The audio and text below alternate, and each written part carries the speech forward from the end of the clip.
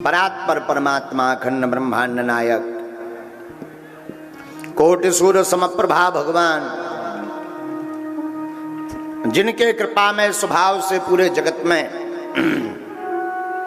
चेतना व्याप्त है, ऐसे दया के वत्सल दीन वत्सल दयालु दीनानाथ भगवान श्री रामचंद्र जी सरकार, जिनके पाद कमलों की कृपा से इस दास की जिंदगी में श्वासें हैं, ऐसे आनंद कंद भगवान दयालु दाता दीनानाथ दामोदर भगवान श्री रामचंद्र जी सरकार के पाद कमलों को हम सब साष्टांग दंडवत प्रणाम करते हैं। इस पूरी दुनिया में सबसे बढ़िया वक्ता और सबसे बढ़िया श्रोता कोई है तो एक ही है। बोले कौन?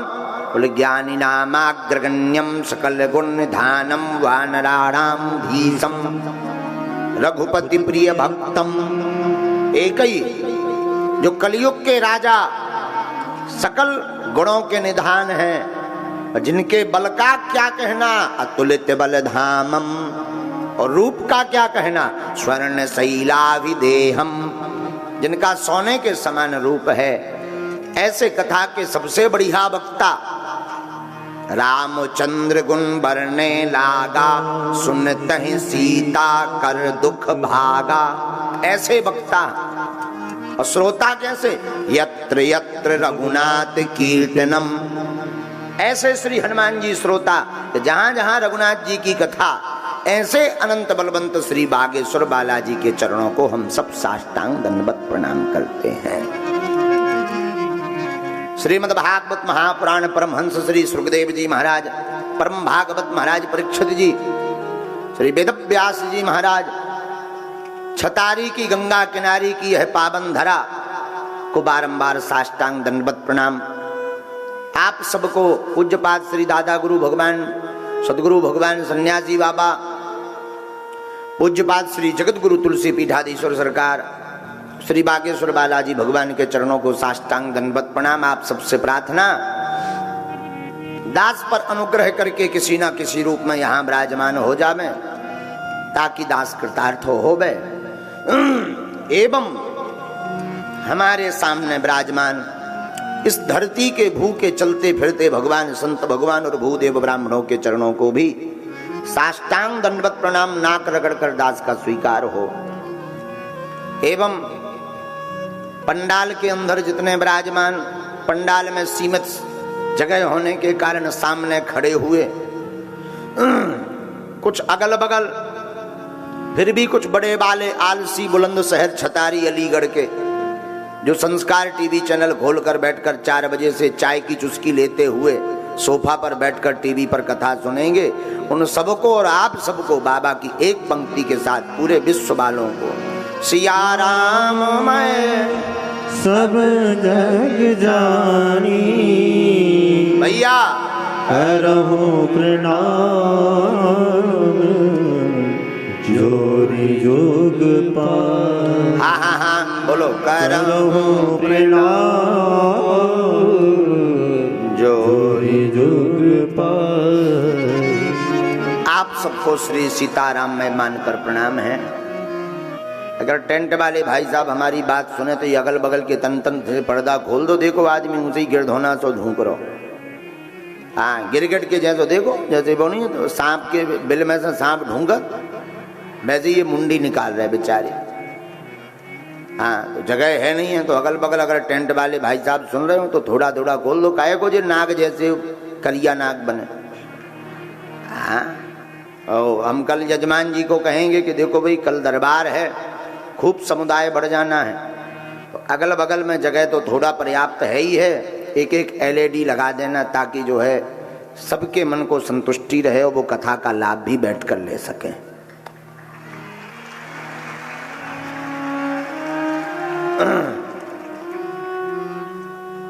देखो, ये सनातनी हिंदुओं के लिए गौरव का विषय है। हमसे एक सज्जन कल पूछ रहे थे कि आप जो है बिहार में कथा करने वाले थे, छतारी में क्यों कथा कर रहे? और पिछली वर्ष आपने वहां सुनाई तो है, अब क्या आवश्यकता है, 1-2 साल बाद जाते। हमने तब उन सज्जन को कहा, देखो श्रीमान, कथा की वहां आवश्यकता है जहां कोई पहुंच नहीं रहा। छतारी बुलंदशहर का ऐसा क्षेत्र है जहां केवल 50% हिंदू हैं, बाकी अन्य धर्मों के लोग हैं। ऐसी जगह पर जाकर के ही सनातन का झंडा गाड़ना आवश्यक है। हाँ, ये पूरे भारत वाले सुनकर चौंक जाएंगे। छतारी एक ऐसा कस्बा है, कस्बा ही है।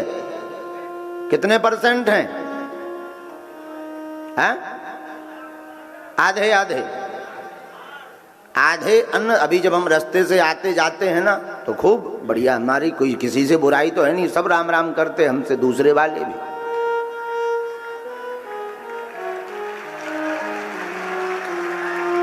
और अब भारत के प्रत्येक नागरिकों को एक आज गौरव की बात है। हम जब अभी चले आ रहे थे तो नाम तो हमें ठीक से याद नहीं है, बैनर लगा हुआ था, लेकिन पहली बार किसी सनातनी संस्कृति के लिए कार्य किया गया है भागवत कथा के अंतर्गत। छतारी में जो हमारे सिख समुदाय सरदार जी लोगों ने कार्य किया कि पंडाल लगा करके जो गुरुद्वारा के सामने पादुका सेवा की जाती थी, वह पादुका सेवा पहली बार भारत के इतिहास में श्रीमद् भागवत कथा के पंडाल के सामने लगाया गया। हम कैमरा वालों को कहेंगे कि एक बार ले जाइए, बाहर एकदम लगा है। और पूरे भारत के लोग जो हम सब हिंदुओं में और सिखों में आपस में जो भिड़वाने का काम कर रहे हैं, उनके मुंह पर यह तमाचा है, उनको देखना चाहिए। ये हमारे भारत की संस्कृति है। हाँ, ये हमारे भारत के सिख समुदाय के लोग हैं। क्या अद्भुत मानव सेवा का संकल्प है आपके हृदय में। दिल जीत लिया हमारा तो यहाँ के सिख समुदाय वालों ने। तो ये गौरव का विषय है। आज जब हम आ रहे थे तो अभी अभी गाड़ी से हमने देखा, हमने कहा वाह क्या अद्भुत बात है। ऐसी भगवान की बड़ी कृपा, छतारी में अद्भुत लीलाएं हो रही ठाकुर जी की। तो हम गाएंगे, पहले ठाकुर जी को याद करते हैं, फिर आज की वार्ता हम शुरू करेंगे। कस्तूरी तिलकम ललाट पटले वक्षस्थले कौस्तुभम नासाग्रे वरमौक्तिकं करतले वेणु करे कंकणं सर्वांगे हरिचंदनं सुललितं कंठे च मुक्तावली गोपस्त्री परिवेष्टितो विजयते गोपाल चूड़ामणि नारायणं नमस्कृत्यं नरं चैव नरोत्तमं देवीं सरस्वतीं व्यासं ततो जयमुदीरये बंसी विभूषित करान्नवनीरदाभा पीताम्बरादरुणबिम्ब फलाधरोष्ठा पूर्णेन्दु सुंदर मुखादरविंद नेत्रा कृष्णात् परं किमपि तत्त्वमहं न जाने। वसुदेव सुतं देवं कंस चाणूरमर्दनं देवकी परमानंदं कृष्णं वंदे जगद्गुरुं कृष्णं वंदे जगद्गुरुं। वृंदावनेश्वरी राधा वृंदावनेश्वरी राधा कृष्णा वृंदावनेश्वरः जीवने निधने नित्यं राधा कृष्ण गतिर्मम राधा कृष्ण गतिर्मम। यत्र योगेश्वरः कृष्णः यत्र पार्थो धनुर्धरा तत्र श्री विजयो भूति धुवा नीतिर्मतिर्मम। मंदहसन्तं प्रभयालसन्तं जनश्च चित्तं सततं हरन्तं वेणुनितान्तं मधुवादयन्तं बालं मुकुन्दं मनसा स्मरामि। बोलो नंदनंदन भगवान की जय हो। बोलो प्यारे कृष्ण कन्हैया लाल की जय हो। बंसी वारे की जय हो। चित चोर माखन चोर की जय हो। देखो भैया, हम लोगों ने ज्यादातर भगवान की वेणुवाद पर चर्चा सुनी। भगवान वेणु बजाते, भगवान गैया चराते, भगवान रास रचाते, भगवान नृत्य करते, भगवान ऐसे वैसे। आप सबको बताते हुए मैं बड़ी प्रसन्नता और गौरवान्वित महसूस हो रहा। केवल भगवान ने रास नहीं रचाया, भागवत के भगवान कृष्ण वह भगवान हैं जो मार्शल आर्ट के जनक भी कहलाते हैं। हाँ, मार्शल आर्ट के जनक भगवान कृष्ण हैं। नीति निपुणज्ञ भगवान कन्हैया केवल रास भर नहीं रचाते, नीति निपुण भी है। कब कौन सी नीति का खेल खेलना है तो भगवान कृष्ण को फॉलो करो। मानो महाभारत काल में जब जो है पांडवों के ऊपर मंडराने लगी आफत, तब भगवान कन्हैया ने एक नीति चली। द्रौपदी जी के मुख पर पल्लू लंबा करवा कर प्रातः काल भीष्म पितामह जी को प्रणाम करवा दिया। अब भीष्म पितामह जी समझ नहीं पाए कि ये किस पक्ष की है, तो भीष्म पितामह जी ने आशीर्वाद दे दिया, जाओ सदा सौभाग्यवती रहो। जैसे ही घूंघट उठाया तो चौंक गए, हे भगवान। फिर तो जो है भीष्म पितामह बड़े हंसे कि हम लड़ रहे कौरवों की तरफ से, आशीर्वाद पांडवों को दे रहे। लेकिन अब हम समझ गए कि ये चाल किसने चली है। तो देखो भाई, भगवान कृष्ण केवल रास भर नहीं नचाते, भगवान कन्हैया हमारे विश्व के भगवान ऐसे ही नहीं कहलाते। उन्होंने पूरे संसार को प्रत्येक निपुणता का ज्ञान करवाया। यही हमारे भगवान कृष्ण की महिमा है। उन्हीं नंद नंदन चित चोर माखन चोर मुरली मनोहर माधव की कृपा से हम सब 7 दिन तक छतारी की इस धरा पर भगवान की कथा का रस स्वादन करेंगे। दूसरी बात, कथा जीवन में ठीक उसी प्रकार जरूरी है जैसे बॉडी को जिंदा रखने के लिए ऑक्सीजन जरूरी है, वैसे ही कथा आवश्यक है, नितांत। बोले क्यों? बोले देखो, एक सज्जन बोले, महाराज अगर कथा ना सुने तो क्या मर जाएंगे? मरोगे तो नहीं, दिखने में तो जिंदा दिखाई पड़ोगे, पर जीवन जीने की कला नहीं आएगी तो मरे से बदतर हो जाओगे। भाई कोई आदमी बढ़िया हो, ठीक ठाक, खूब अमीर आदमी हो, अरबों खरबों रुपया हो, और खूब बढ़िया गाड़ी वाहन घोड़ा, खूब नौकर चाकर हो, पर दोनों पैर ना हो, तो क्या किसी काम का है? बोले किसी काम की नहीं है संपत्ति। उसी प्रकार जो है व्यक्ति कितना भी बुद्धिमान, तार्किक, विद्वान, पढ़ा लिखा, गुणज्ञ, ज्ञानी, चतुर, बाबू, डीएम, पीएम जो भी बन जावे, पर अगर वो आध्यात्मिक नहीं है तो बिना आध्यात्मिकता के जीवन जीने की कला उसमें नहीं आ सकती। आध्यात्मिक नहीं है तो जीते जी मुर्दा के ही समान है। हम नहीं कहते, गोस्वामी तुलसीदास जी कहते, जीवत सौ समान ते प्राणी, जीवत सौ समान ते प्राणी। वो मनुष्य जीते जी मुर्दे के समान है।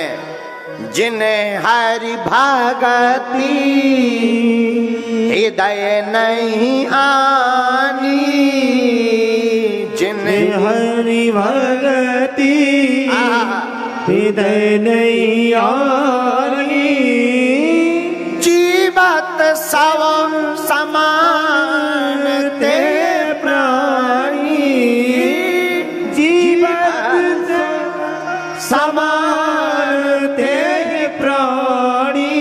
कौन? हरि भगति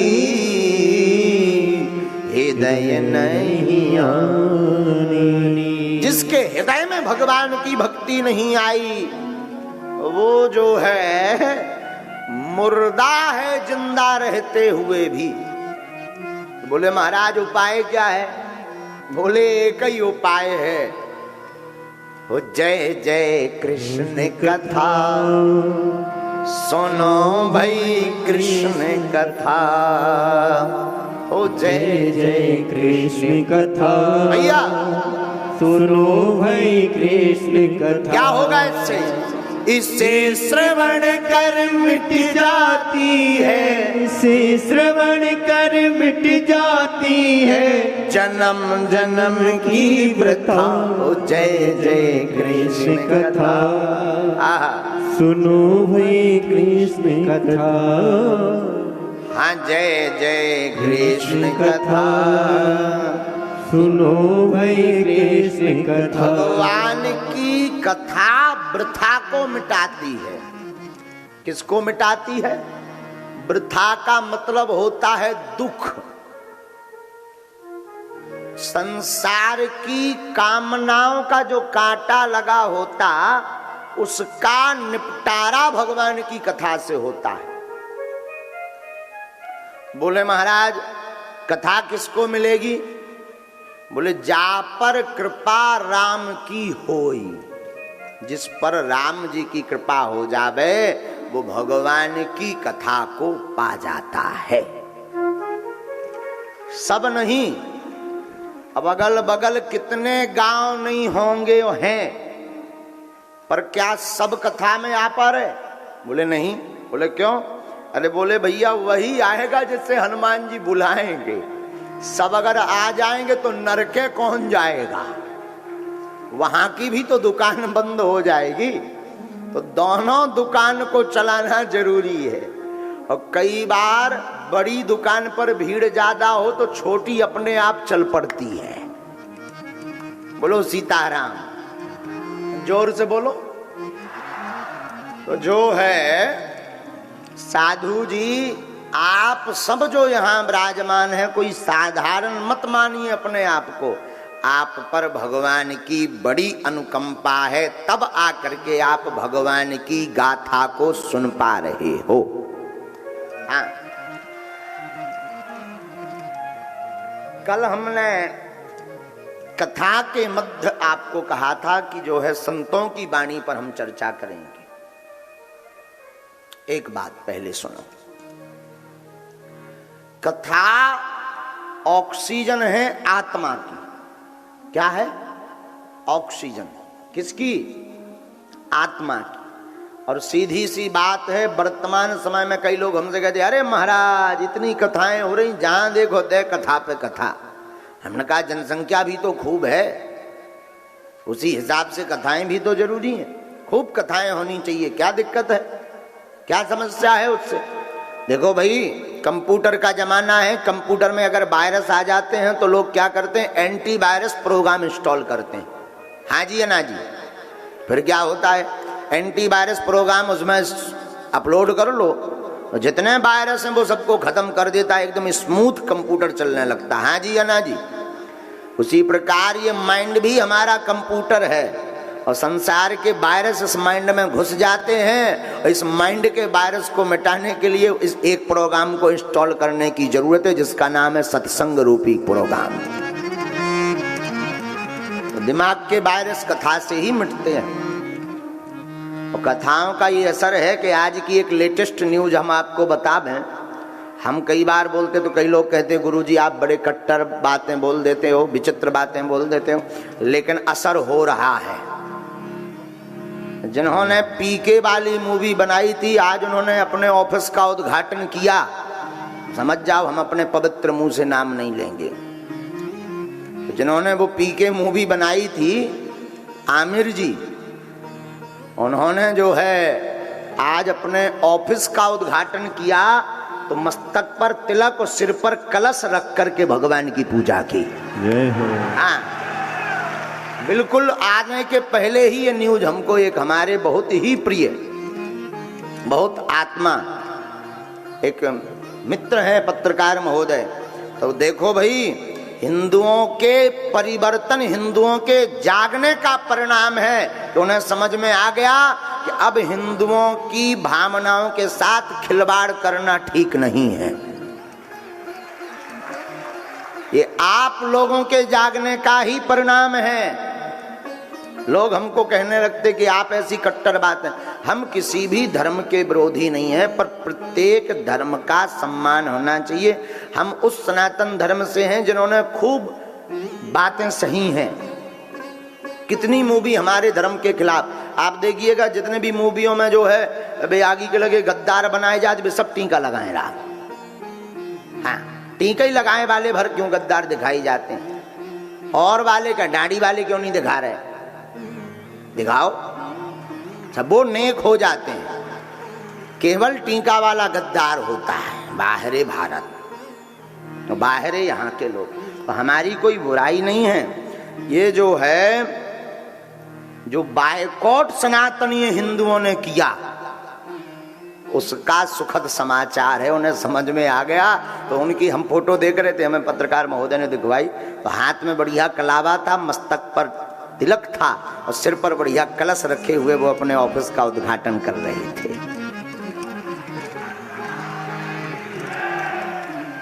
ये सनातनीय हिंदुओं के जागने का परिणाम है। हमारी प्रार्थना है उन महापुरुष से, आप जो है अब कभी भविष्य में ऐसी त्रुटि मत करना जिससे सनातनीय हिंदुओं की भावनाओं के साथ खिलवाड़ किया जावे, वरना ऐसे ही बाइकआउट होते रहोगे। हाँ, बोलो सीताराम। सीताराम। ये सब सनातनियों को जागने का समय है। अब सब जागो, खूब जगो।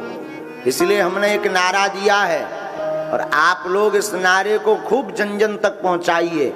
अब मंदिरों में आरती होने के बाद जो जयकारा लगाए जाते हैं उनमें दो जयकारा और जोड़े जाने चाहिए। एक सनातन धर्म की रक्षा हो, दूसरा हिंदुओं में एकता हो। बहुत आवश्यक है। हिंदुओं में एकता हो, हिंदुओं में एकता हो, एकता हो। ये नारा जो है जोड़ने की बहुत आवश्यकता है। कई लोग कहते महाराज आप मोल आफत ले रहे हैं। हमने कहा भाई अब जो होना होगा सो देखा जाएगा, लेकिन जब तक हमारे तन में प्राण है तब तक वैदिक प्राचीन सनातन धर्म के लिए हम बोलते रहेंगे। हाँ। अब किसी को बुरा लगता है तो माफ करे, 2 ढैया डबल बेड की रोटी और खा ले, हमको कोई प्रॉब्लम नहीं है। अब किसी को बुरा लगता तो पानी पिए भाई, किसी को अगर भला बुरा लगता भी है तो क्षमा करे। लेकिन अब बहुत आवश्यक है, उसका परिणाम भी दिखने लगा, परिणाम भी अब आने लगा जगह जगह। ये जो आज की लेटेस्ट हमने न्यूज दी है आपको, ये उसी का सुखद तो परिणाम है। वरना वो कब लगाने वाले थे तिलक, उन्हें समझ में आ गया कि अब तिलक से ही बच पाएंगे। भारत में रहना है तो सीताराम कहना है। क्या कहना है? सीताराम। और हमारी तो बोलो, आप लोग सुनकर चौंक जाएंगे। हम जानबूझकर कथा करने छतारी में आए जहां केवल 50% हिंदू हैं, वहीं कथा करने आए। हाँ, बड़े बड़े शहरों के आमंत्रण इसीलिए ठुकराए क्योंकि हम थोड़ा उल्टे आदमी हैं। अब उल्टे ऐसे हैं कि देखो भाई, जहां पर सब जगे हुए हैं उनको जगाएं तो क्या जगाया? खाक जगाया। जहां कोई नहीं है वहां आकर के बूस्ट छोड़ो। हाँ, बढ़िया डेकाडॉन का लगाओ, तब आनंद आएगा। बोलो सीताराम। सीताराम। जोर से बोलो सीताराम। तो छतारी एक ऐसा क्षेत्र है जहां सनातनीय हिंदू तो 50% हैं, लेकिन 50% वाले हिंदुओं ने भी क्या जलवा बिखेर रखा है। पूरे भारत के लोग छतारी में कथा सुनने आ रहे हैं। हम 2 भी हैं तो क्या कम हैं? इसीलिए तो दुनिया को हमसे गम है। इसीलिए तो दुनिया को हमसे गम है। इसलिए प्रत्येक हिंदू एटम बम है। बोलो सीताराम। सीताराम। जो है तो कल हमने आपको कथा क्रम में कहा था साधु वाणी पर चर्चा करेंगे। साधु को क्यों मानना चाहिए, साधु की वाणी कितनी फलीभूत होती, सुनिए। ना हम बसामि वैकुंठे योगिनां हृदयेन च मद्भक्ता यत्र गायन्ति तत्र तिष्ठामि नारद। भगवान कहते सुनो भाई, ना तो हम वैकुंठ में रहते ना योगियों के हृदय में, और आप कहाँ रहते हो? भगवान बोले मद भक्ता यत्र गायन्ति तत्र तिष्ठामि नारद। हमारे भक्त जहां हमारा गायन करते, भगवान कहते हम वहीं जाकर के बैठ जाते हैं। संतों की वाणी पर भगवान विचार करते, संत जो कह देते वो सत्य हो जाता है। ये पृथ्वी भी संतों के प्रताप के कारण ही टिकी है। और एक बात मेरे पागलों, तुम अपनी जिंदगी में याद रखना, भगवान को देखा या नहीं देखा इस विषय पर तो हम बहुत कुछ नहीं बोलेंगे, बहुत मौन होकर के तुमको नहीं बोलेंगे। सिर्फ एक शब्द में ये कहेंगे, भगवान को देखने की कभी भी नौबत आवे तो माता पिता गुरु ब्रह्मा विष्णु महेश ये त्रिदेव के दर्शन है। हाँ, माता पिता और गुरु ये तीन देव, कौन कौन? ब्रह्मा विष्णु और महेश, ये त्रिदेव के दर्शन। आप कहोगे महाराज जी सिद्ध करके बताओ, तो पुराणों की चर्चा नहीं, हमारा मत कहता है मां जन्म देने का कार्य करती है तो वो ब्रह्मा है, क्योंकि बनाते जन्म देते ब्रह्मा भी। विष्णु भगवान विश्व का पालन करते तो वो पिता हैं, क्योंकि पालन पोषण की जिम्मेदारी पिता पर होती। और भगवान शिव गलती करने पर दंड देते, संहार करते तो वो अधिकार गुरुदेव को है। गुरुदेव गलती करने पर शिष्य को डांट देता, यही ब्रह्मा विष्णु महेश हैं। मेरे साधुओं, मेरे पागलों, तुमने मंदिर के भगवान देखे या नहीं देखे मुझे खबर नहीं, पर कभी तुम्हें भगवान देखने का मौका मिले तो बाहर मत भागना। माता पिता गुरु में ही तीनों देवों के दर्शन करना प्रारंभ कर देना, तुम्हें जीते जी भगवान के दर्शन हो जाएंगे। लेकिन हम लोग मंदिर में भगवान को खोजते। भगवान मंदिर तो एक, फिर आप कहोगे महाराज मंदिर क्यों बनाए गए? मंदिर की व्यवस्था है ताकि तुम कैसे भी ना सही माता पिता में भगवान को नहीं देख पा रहे तो मंदिर में भगवान को देखो। तुम्हें अगर भगवान को पाना है तो पहले मंदिर जाओ, तब तुम्हारी दृष्टि फिर जहां जाएगी वहां तुम्हें मंदिर नजर आएगा। जैसे बचपन काल में बच्चों को जब कोई टीचर सिखाता है कि भाई लिखो छोटा आ, छोटा सा बच्चा लिख नहीं पाता, तब गांव की माताएं पिता या छोटे छोटे गांव के टीचर जो होते हैं वो पढ़ाते हैं, बेटा एक काम करो, पहले तुम एक लकीर खींचो, एक चूल्हा बनाओ, फिर दूसरा चूल्हा बनाओ, दोनों चूल्हे में फिर लकड़ियां लगाओ, उस लकड़ी के ऊपर फिर ऊपर से एक लकड़ी लगाओ, तो फिर आ बना देते हैं। जिस प्रकार इन भावना से टीचर समझाता, उसी प्रकार मंदिर की व्यवस्था भी आज जगतगुरु शंकराचार्य जी की है, ताकि तुम भगवान को नहीं देख पा रहे तो मंदिर जाओ, मंदिर में भगवान से प्रेम करना सीखो, फिर जहां तुम्हारी दृष्टि जाए वहां मंदिर के दर्शन करो। तो माता पिता और फिर अंत में गुरु, गुरु का अर्थ संत भी होता है। याद रखना, संत की वाणी पर भगवान को विचार करना पड़ता है। और मेरे पागलों, तुम संसार की निंदा करना, हम मानते हैं कि कुछ संत कालनेमी होते, पर सब नहीं होते हैं। याद रखना, कुछ संत पूज्य देवराहा वाले बाबा, रामकृष्ण परमहंस, पूज्य श्री नीम करोली बाबा, पूज्य श्री स्वामी विवेकानंद जैसे महापुरुष भी होते हैं। कुछ संत जगतगुरु तुलसी पीठाधीश्वर महाराज जी जैसे भी होते हैं। इसलिए मेरे पागलों, तुम अपनी जिंदगी में आज की कथा से एक सूत्र जीवन में लेकर जाना। हम किसी संत की स्तुति नहीं कर सकते तो निंदा करने का अधिकार भी नहीं है। आज वर्तमान में एक संत दूसरे संत को खाए जा रहा है। आज वर्तमान में संतों की अवहेलना दूसरे धर्म से ज्यादा करने वाले लोग सनातन के लोग हैं। माफ करना, तुम्हें दिखाई देने में लगता होगा कि हमने अवहेलना की, बुराई की, निंदा की, मेरा कुछ नहीं बिगड़ा, ये सब पाखंडी हैं। माफ करना मेरे पागल। साधु या बुद्ध पुरुष तुरंत कुछ नहीं दिखाता, ये मौन होकर के अपने इष्ट को सौंप देता कि प्रभु मैं तो कुछ जानता नहीं, बस तू जान। और भगवान की ऐसी लीला होती कि जिंदगी में तुझे बहुत बुरा भोगना पड़ता है प्यारे। इसलिए आज की कथा में एक बात गांठ बांध कर जाना, छतारी के पागलों, कभी भी भूल कर किसी संत की निंदा मत करना। हम मानते हैं संत विचित्र होते हैं, लेकिन सब नहीं होते हैं। उनका कर्म उनको खाएगा। हमसे एक पत्रकार किसी अमुक महापुरुष के बारे में पूछ रहा था कि आप उनके बारे में क्या कहना चाहते, वो आपकी बहुत बुराई कर रहे हैं। उसने नाम लेकर पूछा, हमने उनको कहा कि धन्यवाद, जो जैसा करेगा सो वो पाएगा। हम जो करेंगे वो हम पाएंगे, तुम जो करोगे वो तुम पाओगे।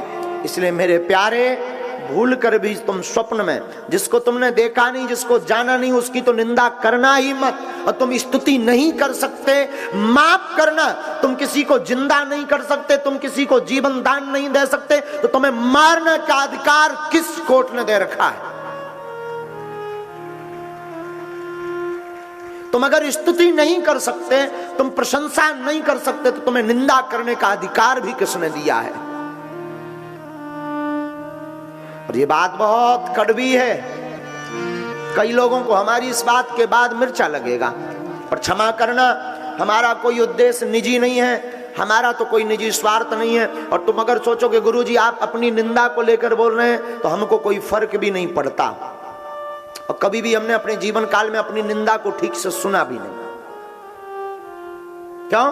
अगर हम निंदा को सुनने में अपना टाइम लगाएंगे तो सनातन के लक्ष्य से भटक जाएंगे। ये बात हमने आपके लिए बोली। हम नहीं चाहते कि आपकी पीढ़ी का कोई भी व्यक्ति संत का अपराध भोगे। हम नहीं चाहते तुम्हारे ऊपर किसी संत का दोष लगे। हम नहीं चाहते कि किसी संत का तुम्हारे ऊपर श्राप लगे। हम नहीं चाहते किसी संत की आत्मा दुखे और तुम्हारे जीवन में कोई घटना घटे। हम नहीं चाहते, इसलिए सिर्फ बोल रहे हैं। हमें याद आता अपने जीवन काल में पूज्य सन्यासी बाबा की एक चर्चा, संत जो बोलते हैं वो होता है, भगवान को विचार करना होता। भक्तमाल कभी पढ़िएगा तो भक्तमाल में एक चरित्र है श्री जयमल जी का। राजा एक जयमल हुए, बहुत बड़े धर्मात्मा राजा, नित्य भगवान का पूजन करते थे जयमल जी, नित्य भगवान का ध्यान करते थे। भगवान श्री हरि के उपासक थे जयमल जी। राजस्थान के मेड़ता रियासत के राजा थे आप। आपका नाम था राजा जयमल। आप इतने ठाकुर जी के भक्त थे कि कोई भी आपकी पूजा में विघ्न देते थे, लोग डरते थे। राजा ठाकुर जी की सेवा अपने हाथों से करते थे, भगवान को भोजन अपने हाथों से बनाते और अपने हाथों से ठाकुर जी का श्रृंगार करते। बुरा मत मानिए, आप कितने भी अमीर बन जाना, मेरे माई बाप, मेरे साधुओं, मेरे भारत के लोगों, ईश्वर करे तुम इतने अमीर बन जाओ कि तुम्हारे पास हजारों नौकर होवे, पर याद रखना माता पिता गुरु की सेवा नौकरों से मत करवाना, खुद से करना। ईश्वर की सेवा दूसरे से मत करवाना, अपने इष्ट, अपने आराध्य, अपने प्रभु की सेवा खुद करना, रात को भले करना, खुद करना। हमारी एक आदत है, कई बार हमें बहुत ज्यादा श्रम हो जाता, थकान हो जाती, शरीर है तो कई बार बहुत ज्यादा श्रम हो जाता कथाओं में लगातार आने जाने में, तो यज्ञ करने की हमारी एक आदत है। तो दिन में नहीं हो पाती है तो हम ब्राह्मण को नहीं बोलते कि आप करो, आप हमारे बदले कर दो। रात को कथा करके जाएंगे, 12 बजे भी फ्री होंगे तो 12 बजे रात को करेंगे। और शायद ये नियम हमने इसीलिए बनाया कि हम चाहें तो हम भी आचार्य को कह सकते हैं कि आप हमारे बदले यज्ञ कर दो, आप हमारे बदले हवन कर दो, आहुति डाल दो। आचार्य जी डाल भी देंगे, उनको क्या पड़ी, उन्हें तो सेवा करनी है, अब वो ब्राह्मण डाल भी देगा, लेकिन फिर कोई अर्थ नहीं। हमारा सिद्धांत आपको इस बात का बताने का यह है, अपने इष्ट की सेवा, अपने गुरु की सेवा, अपने माँ बाप की सेवा तुम भूल कर किसी दूसरे को मत देना, हो सके तो अपने हाथों से करना, मत देना। ये सौभाग्य सबको नहीं मिलता है। कई लोग भारत में, विश्व में ऐसे हैं जो माता पिता की सेवा के लिए तरसते हैं कि काश हमारे माता पिता आज जीवित होते तो हम सेवा कर पाते,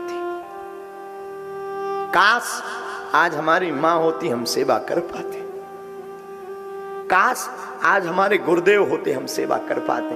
हम अपने जीवन काल में 11 वर्ष की अवस्था तक हमारे जो दादा गुरु जी हैं, जिनका ये चित्र लगा है, बागेश्वर धाम के गुरुदेव, इनकी शरण में रहे।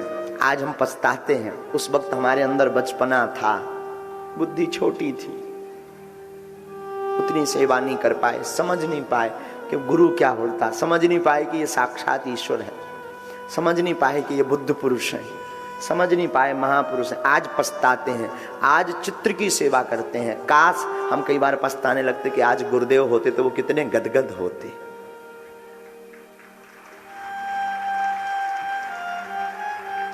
तो राजा जयमल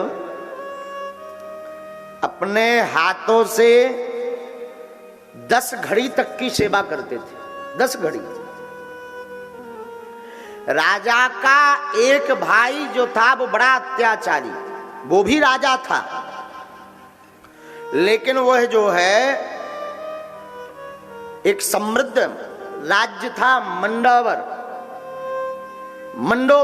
मंडोवर राज्य का वो भी राजा था, लेकिन अति लालच के कारण वो भगवान की भक्ति नहीं करता था और अपने भाई जयमल से द्वेष रखता था, ईर्ष्या रखता था। उसने खबर ली कि राजा प्रातः काल भगवान की सेवा में बैठते हैं, अगर इस टाइम हम कोई आक्रमण करें तो राजा को तो खबर नहीं लगेगी, हम राज्य पर हमला कर देंगे, राज्य के सैनिकों को बंदी बना लेंगे और राज्य हमारे कब्जे में हो जाएगा, सगे भाई के कब्जे। ध्यान से सुनना, भक्तों की वाणी पर भगवान कैसे कृपा करते हैं। तो जो है राजा एक दिन भगवान ठाकुर जी की सेवा में विराजमान थे। मंडोवर के राजा सैन्य को लेकर के जो है बड़ी तेजी के साथ मेड़ता रियासत के ऊपर हमला करने के लिए चला आ रहा था, वो आतताई राजा। लेकिन राजा जयमल जी तो ठाकुर जी की सेवा में थे। प्रभु जी तुम बिन कौन हमारो, प्रभु जी तुम बिन कौन हमारो। वो तो राघव जी की, श्री हरि जी की सेवा में मस्त थे। राजा आक्रमण की सूचना जब सेना के जो सेनाध्यक्ष थे, सेनापति, उनको पता लगा तो वो बड़े विचलित हो गए। आपातकालीन मीटिंग हुई लेकिन निर्णय नहीं निकल सका कि क्या करें। राजा का सगा भाई आक्रमण, अगर वो हमला कर देता है तो सब मारे जाएंगे, हम लोगों को जवाब भी देना चाहिए, लेकिन राजा की आज्ञा भी नहीं मिल पा रही। वो पूजा में बैठे हैं और कौन जगाने जाए? जो जाएगा सो मारा जाएगा, सब काम बिगड़ जाएगा। तो सेनापति बड़ा चतुर था, बुद्धिमान था।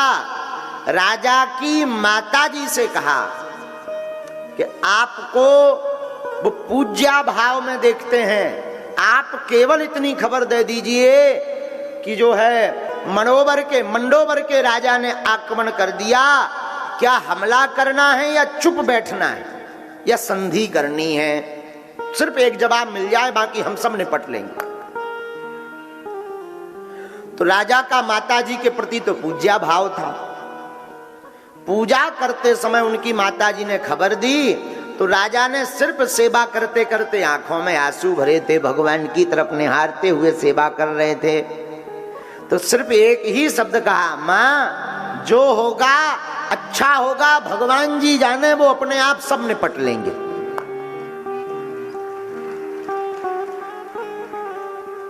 माताजी ने ये बात सेनापति को बताई। सेनापति विचलित हो गया और उसने कहा कि ना तो आज्ञा दी हमें कि जाकर हम लड़ाई करें कि हमला करें कि क्या करें। अब सेनापति बड़ी चिंता में भगवान श्री हरि को ध्याने लगा। धीरे धीरे वह आतताई राजा की सेना मेड़ता रियासत में प्रवेश कर गई और हमला करने ही वाला था। भगवान से नहीं रहा गया। भगवान ने एक सैनिक का सांवला भेष धारण किया, हाथ में तलवार ली और जो राजा का सबसे बढ़िया घोड़ा था, भगवान उस अश्व पर आरूढ़ होकर के अकेले ही युद्ध करने के लिए चले गए। सेनापति को लगा कि धीरे धीरे सेना पूरे राज्य पर आक्रमण कर देगी, सब मारे जाएंगे, पक्का है। अब तो भगवान ही जाने, पर राजा तो भगवान की सेवा में मस्त थे। भगवान हाथ में तलवार लेकर के जब विरोधी राजा के सामने दौड़े दौड़े जा रहे थे तो उस आतताई राजा को लगा कि शायद कोई सैनिक संधि का प्रस्ताव लेकर आया है, प्रस्ताव के लिए आया। तब तो अकेला आया, अगर लड़ने आए होते तो सब योद्धा आते। धीरे धीरे युद्ध प्रारंभ हुआ और चमचमाती हुई तलवार ने भगवान ने एक दिन में ही पूरे सैनिकों को मार डाला। कुछ सैनिक डर के मारे भाग गए, अकेला वो आतताई राजा बचा। तो भगवान ने सोचा इसका वध करना उचित नहीं है, ये हमारे भक्त का भाई है। तो भगवान ने अपनी लावण्यमयी मोहिनी मूर्ति, जिस मूर्ति के कृपा कटाक्ष को, स्वरूप को, स्वभाव को, सौम्यता, दिव्यता, रसता, आनंदता, लावण्यता को देख करके बड़े बड़े देवताओं की समाधियां लग जाती। ऐसी सांवरी सलोनी चितवन स्वरूप कजरारी अखियां, मोटे मोटे भगवान के वो नेत्र, वो कटीले नेत्र भगवान के, वो लाल लाल होष्ठ श्वेत, वो दंतावली कपोल एकदम गाल भरे हुए भगवान के, वो घुंघराली लटे लटके मुख, ऊपर कुंडल लोल कपोलन की वो भगवान की घुंघराली लटे, वो भगवान की अधरों की वो मुस्कुराहट, उस मुस्कुराहट के साथ दिव्य स्वरूप लेकर के भगवान प्रकट भये। और जहां उस तेज का प्रकाश पड़ा, सोई राजा मूर्छित होकर धड़ाम से जमीन पर गिर पड़ा। अब तो राजा मूर्छा जब खुली अनेक समय बाद, तब तक भगवान अंतर ध्यान हो गए। उस घोड़े को वापस लाकर अस्तबल में बांध दिया। घोड़ा पसीना से लथपथ हो गया। उधर राजा जब पूजा करके निपटे तो याद तो था ही कि हमारे भाई मंडोवर के राजा ने हम पर आक्रमण कर दिया, चलो सबके सब तुरंत युद्ध के लिए तैयार हो जाओ। प्रजा का पालन करना राजा का धर्म है, और कोई युद्ध के लिए ललकारे तो भले ही सगा भाई हो, क्षत्रियों का धर्म है अगर कोई युद्ध के लिए ललकारे तो क्षत्रियों में चाहे वो पिता हो या पुत्र, युद्ध करना चाहिए। राजा तैयार हो। सेनापति घोड़ा लेने गया तो घोड़े की हालत देखी, अरे राम राम राम राम राम, पसीना से लथपथ है भैया। ऐसा लग रहा मानो हजारों किलोमीटर की यात्रा करके ये अश्व आया हो। तो राजा को पूरी खबर दी। राजा ने कहा दूसरा लो। तो दूसरा घोड़ा अश्व लेकर के राजा युद्ध करने के लिए गए, लेकिन ये क्या, एक भी सेना जिंदा नहीं, सब मरे डले हैं, कुछ भाग गए। उसी मध्य में राजा का भाई डला हुआ था। मूर्छा खुली तो राजा ने कहा भाई क्या हुआ, तुम तो युद्ध करने आए थे, ये सेना कैसे मर गई, क्या कारण है? तो हाथ जोड़कर जयमल जी के चरणों में गिर पड़ा राजा का भाई, आतताई हमें क्षमा करो, हमारा वध मत करना। देखो तो आपकी इतनी सेना के सामने तो दूर की बात है, एक सैनिक के सामने नहीं हम सब टिक पाए। तो राजा ने सेनापति को पूछा भाई कौन आया था लड़ने? सेनापति बोला सरकार यहां तो अनुमति नहीं थी किसी, कोई नहीं आया, हम सब तो वही है। फिर गया कौन? भाई भैया से पूछा बताओ वो सैनिक कैसा था? अरे बोले बड़ा प्यारा सा सांवला सा था, आंखें एकदम कजरारी थी, होंठ एकदम लाल लाल थे, वो मधुर मुस्कुराहट थी और वो चमचमाती हुई तलवार थी। ऐसी तलवार हमने आज तक तलवारबाज किसी को नहीं देखा, ऐसी तलवार जिसके सामने सब मूर्छित हो गए, सब मर गए, सब गिर पड़े। राजा की आंखों में आंसू आ गया। राजा बोले भैया वो सैनिक कोई और नहीं, हम उनकी सेवा में थे, वही ठाकुर जी स्वयं युद्ध करने आए हैं। तब राजा को पूजा के वचन याद आए कि हमने ठाकुर जी की सेवा में कहा था जो होगा बढ़िया होगा, भगवान जी सब देख लेंगे। तो भैया भक्त की वाणी पर भगवान खुद कार्य करते हैं, इसलिए साधुओं मेरे पागलों, संतों की वाणी सिद्ध हो जाती है। संत जो कह देते हैं, जो वचन मुंह से निकल जाता है वो सत्य होना ही पड़ता है, यही भगवान की भगवत्ता है। ये तो आपको हमने भक्तमाल का चरित्र बताया। दूसरी घटना सुनो। हमारे पूज्यपाद श्री सन्यासी बाबा, हमारे दादा, कई लोग जो है दादा गुरुजी को ही सन्यासी बाबा मानते, ऐसा नहीं है। सन्यासी बाबा हमारे दादा गुरुजी के भी गुरुजी हैं। जो ये चित्र लगा इनके गुरुजी हैं श्री सन्यासी बाबा। आहा हा, आज से 300 साल पहले पावन तीर्थ बागेश्वर धाम पर उन्होंने तपस्या की, जहां श्री बागेश्वर बालाजी प्रकट भय। तो वहां श्री सन्यासी बाबा की प्रेरणा से जो दरबार लगता है, तो हम अपने जीवन काल की एक सत्य घटना आपको आज बता रहे हैं। शायद कभी बताई हो, शायद एक आध बार तो हमने बताई है, लेकिन पुनः बता रहे हैं आपको वाणी कैसे सत्य होती संतों की। शुरू में जब हमारे ऊपर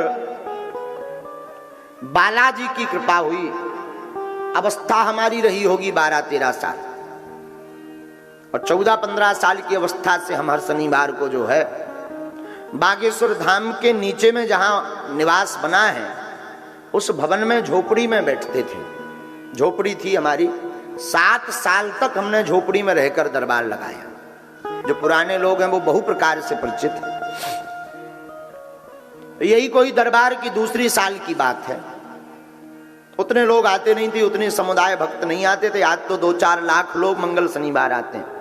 उस समय में मात्र 100-150 लोग आते थे शनिवार। सुबह आते थे, शाम को 6 बजे एकदम खाली हो जाता था। और हमें भी बढ़िया आनंद रहता था। शाम को 6-7 बजे तक दरबार लगाओ, तो खूब चकाचक भजन करो, खूब रो, खूब नचो, खूब गाओ, कोई देखने वाला नहीं। अब आगी लगी ऐसी आफत हो गई कि बाहर नहीं निकल सकी था। बाहर निकलो तो एक ना एक भसैया, अरे गुरुजी मैं 20 बेर आगो आल लो ना तुम मिले। हाँ, तो पहले का समय बड़ा अद्भुत था, लेकिन सबको अपना बीता हुआ समय अच्छा लगता है। तो जो है शायद हमारी अवस्था 15-16 साल रही होगी। छतरपुर में सिख समुदाय भी खूब है। वहां पर सिख समुदाय में श्री एक सरदार जी छतरपुर घूमने आए। रहने वाले वो दिल्ली के थे, वर्तमान में अभी कनाडा में रहते हैं, हमारे बड़े प्रिय शिष्य हैं, आज भी जुड़े हैं। लेकिन घटना बहुत अद्भुत घटी थी। तो किसी ने छतरपुर में, छोटी छोटी चर्चा थी धाम की, बागेश्वर धाम की, किसी ने छतरपुर के बारे लोगों ने उनको बताया कि भाई छतरपुर के नजदीक एक यहाँ गांव है गढ़ा, वहां बगराज श्री बागेश्वर बालाजी का स्थान है। वहां पर एक छोटा बालक है पंडित जी का, उनके ऊपर दादा गुरु की कृपा से बालाजी की कृपा हुई है, वो दरबार लगाते हैं।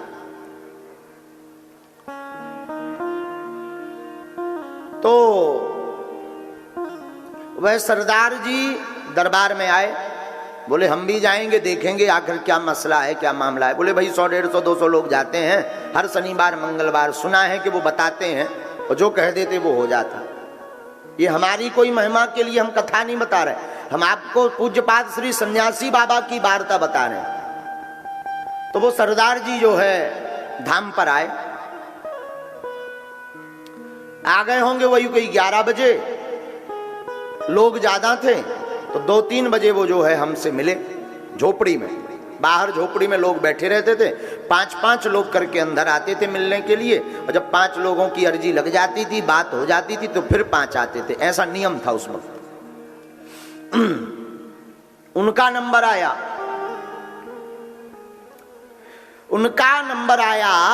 तो वो आकर के विराजमान भये। हमने अपना पर्चा उठाया और उनकी बातों को उल्लेखित किया, लिखा। तो बचपना तो था ही, अब जो भी हनुमान जी की इच्छा मानो, गुरु जी का ये तो एक चमत्कार था, एक उनको लीला करनी थी। तो हमने कहा अच्छा जी बताइए सरदार जी कैसे आना हुआ। बोले महाराज जी हमने सुना आप तो सब जानते हो, आप बताओ। हमने कहा नहीं हम नहीं जानते, पर श्री हनुमान जी जानते हैं सब, उनकी प्रेरणा से जो हमने लिखा वो सत्य निकलेगा ऐसा हमें भरोसा है। बोले नहीं आप बताओ। अरे हमने कहा भाई हम क्यों बताएं, प्रश्न आपको करना है, आप पूछो। बोले नहीं हमने सुना कि आप बता देते, हम कैसे माने, आप बताओ। हमने कहा देखो प्रश्न अनेक होते हैं, व्यक्ति बड़ा चतुर होता है, हमने जो लिख रखा वही अगर पूछोगे तो बहुत अच्छा है। बोले हम ऐसे कैसे माने, और अगर आपको पता है आपने लिख रखा तो पढ़वाने में क्या दिक्कत है, बात भी सही है। हमने कहा श्रीमान जी इंसान होता है बड़ा चतुर, संतों को धर्म को नीचा दिखाने के लिए अगर उसे पढ़वा दिया जाए कि तुम इस काम से आए हो, तो वो कह देगा इसलिए तो आए ही नहीं थे, दूसरे लिए आए थे। और अगर उसके मुंह से खुलवा दो कि तुम किस लिए आए हो, वही बात पर्चे पर लिखी मिल जाए, तो फिर वो बदल नहीं सकता, क्योंकि उसी ने 1 सेकंड पहले पूछा, वही पर्चे में लिख कर आया। तो जो है धर्म की हंसी नहीं होगी। इसलिए हमने कहा व्यक्ति बड़ा लॉजिक वाला होता है। कई लोग हमको पत्रकार कहते कि आप अगर सब जानते हैं पर्चे पर लिख देते हैं तो फिर पूछने की क्या जरूरत है। पूछने की इसलिए जरूरत है, ये करिया मूड को आदमी है, फैल करके चलो जाए, खतरनाक आदमी है। वो कहेगा हम इसलिए आए नहीं, झूठ है, हम तो आए थे लड़का के लिए, तुम लड़की लिखे। और जब वो अपने मुंह से बोल देगा कि लड़की के लिए आए, तो फिर भाई साहब खुद फंस गए। अब गुरुजी कहां से फंसेंगे, अब वो पर्चा बोलेगा। तो हमने कहा कि आप पूछो। तो वो तो बड़े चेक करने टाइप को आए थे। बोले नहीं आप तो जानते हो, आप बताओ। हमने कहा संतान नहीं है तुम्हारे, वंश वृद्धि की मनोकामना लेकर आए हैं, संतति नहीं है, एक भी संतति नहीं है। और जाओ हम आशीर्वाद देते हैं बागेश्वर बालाजी का नाम लेकर, तुम्हारे घर पर संतान हो जाएगी 2017 के पहले। हाँ तो जो है उनको कोई आश्चर्य नहीं हुआ। हमें लगो गुरुजी फैल तो नहीं हो गया। भाई किसी के मन की बात बता दो, वो अपने आप चौंक जाता है, इन्हें कैसे पता, आश्चर्य होना चाहिए। हम तो रोज का, ये हमारा लीला, बालाजी की लीला थी रोज की, कि जो भी आता था हम बता देते, वो हो गुरुजी वाह वाह वाह, जयकारा लगाने लगता, कोई आंखों में आंसू भर आते कि कितना सटीक बता दिया, कितना सत्य बता दिया। लेकिन उनको कोई आश्चर्य नहीं हुआ। हमने पर्चा देती हुआ कहा इसे पकड़ो। बोले महाराज जी लिखा तो बहुत सही है, लेकिन आपने कहा कि संतान हो जाएगी, वो डेट दे दी, ये गलत है। हमने कहा क्यों? बोले महाराज अभी कुछ दिन पूर्व ही हम अपनी धर्मपत्नी के गर्भाशय का ऑपरेशन करवा चुके हैं।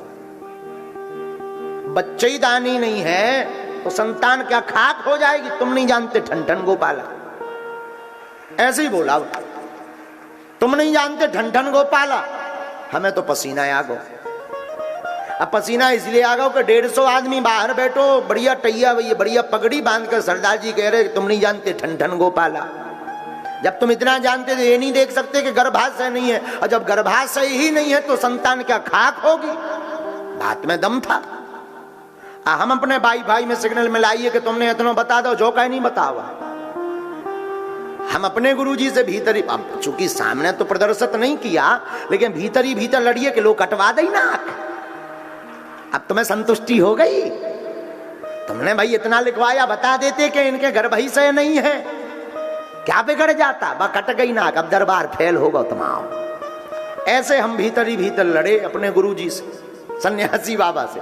अच्छा, हद की बात यह कि उसमें वाईफाई में कोई सिग्नल नहीं, मतलब ना हुंकाए ना हाँ ना जोकाए कि यार बेटा बता नहीं पाया। तो हम बात बना लें कि भाई हमसे ये गलती तो हो गई गुरुजी, हम ज्यादा सिग्नल नहीं मिला पाए, हाथ जोड़ लेंगे। कौन सा हमने बाप के बैलवा छोड़े, हाथ जोड़ लेंगे भाई ये गलती तो हो गई। लेकिन भाई साहब चुप, कोई सिग्नल नहीं। अब और दिमाग खराब हमने कही तुम बोल नहीं रहा जी, चुप नहीं हो रहा। सरदार जी चुप ना हो मैं जी बोले ना। अब वो तो सीधा बोले तुम नहीं जानते ठन ठन गोपाला। और जिसके साथ रिश्तेदार के साथ आए थे वो उनसे बोले वाह कहां ले वाके आ गए। ये थोड़ी मोड़ी मन की बातें मर जान लेते हैं, बाकी ये ठन ठन गोपाला है, लड़का है, लड़कपन है। महाराज ऐसे बुद्धू न बनाओ, यही बोलो।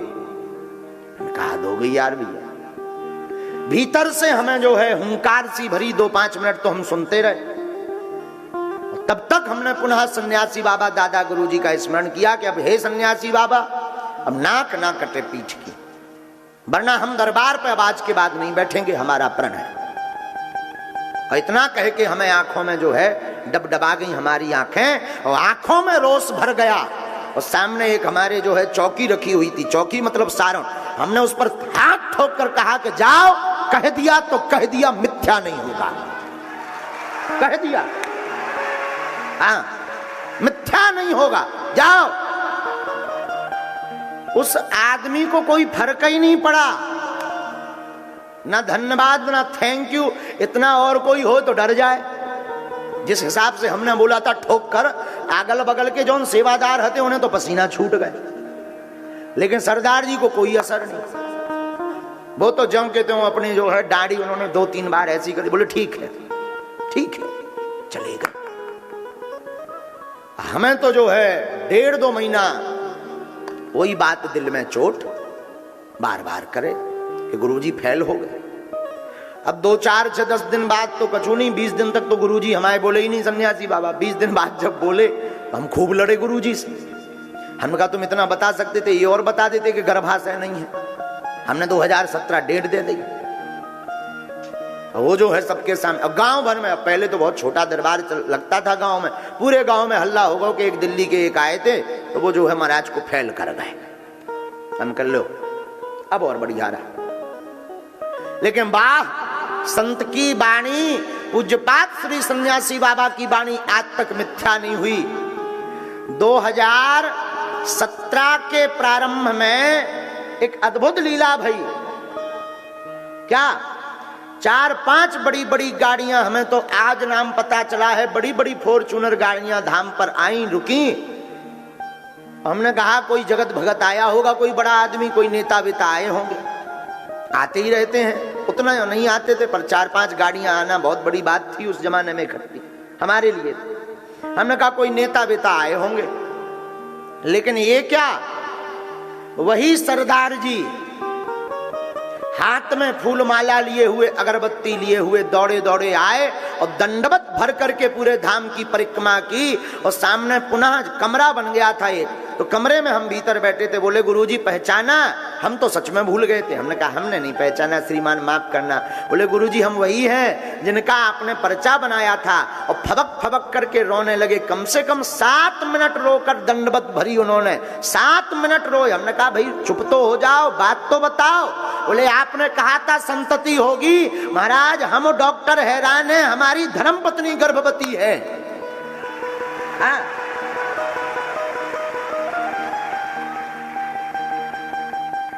हमने कहा भाई हमें तो पता नहीं, हनुमान जी जाने और श्री सन्यासी बाबा जाने।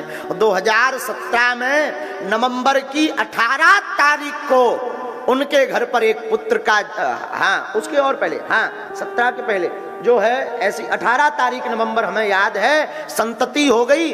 आज वो बालक 5, 6, 7 साल का हो गया, कनाडा में रहता, आज भी जिंदा है वो बालक, आज भी जीवित है। ये 14 की बात बता रहे, तो 16 या 17 हम इसमें थोड़ा सा विस्मरण है, पुरानी बात हो गई। कभी हमारा सिद्धांत है कि कभी जो चमत्कार भय उनको मंच पर ना बोलें, लेकिन ये सन्यासी बाबा की बात हम आपको प्रमाण पूर्वक बता रहे हैं कि जो संत वाणी कह देते।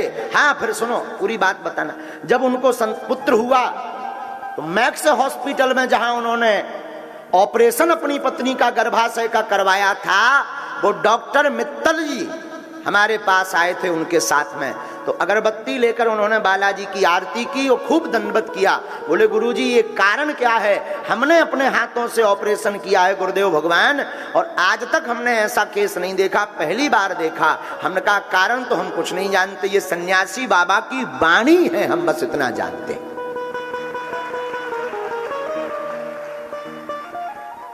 आज भी वो बालक जीवित है।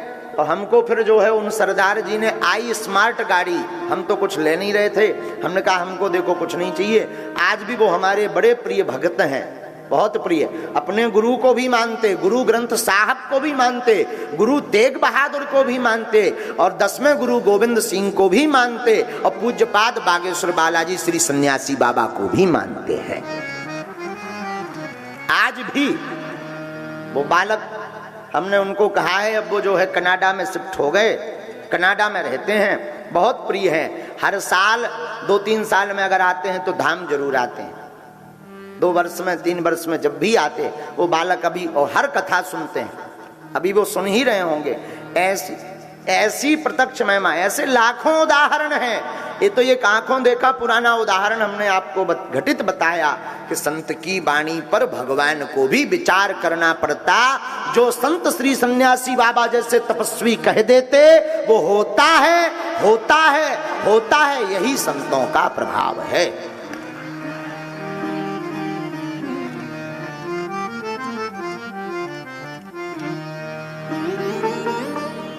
तो साधु जी, कल हमने कथा में आपको कहा था संतों की वाणी, इसलिए भूलकर भी माता पिता और अपने गुरुदेव भगवान संत की कभी अवहेलना मत करना, वरना घाटा खाओगे।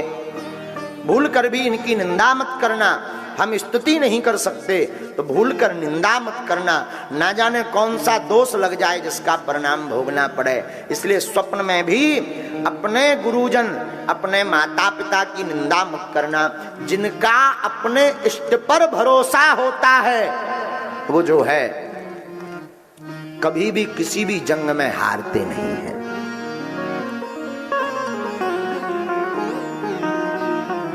भगवान कहते अपनी वाणी में कि हमको अपने भक्त सबसे ज्यादा प्रिय हैं। हमसे कोई पूछे कि भगवान का अवतार क्यों होता, तो हम ये नहीं कहेंगे कि रावण या कंस का वध करने के लिए होता। हम बिल्कुल प्रमाणिक तौर पर कहेंगे कि भगवान का अवतार कंस या रावण का वध करने के लिए नहीं, अपितु भगवान का अवतार भक्तों की वाणी रक्षा करने के लिए होता है। हाँ, संत न होते जगत में, केवल भारत में। आप कहोगे महाराज जी भारत में ही सब संत भय, नहीं नहीं, विदेशों में भी अनेक संत भय, अनेकों संत विदेशों में भी भय। संतों से विश्व भरा पड़ा है। संत न होते जगत में जल मरता संसार, आग लगी आकाश में झर झर गिरे गंगा।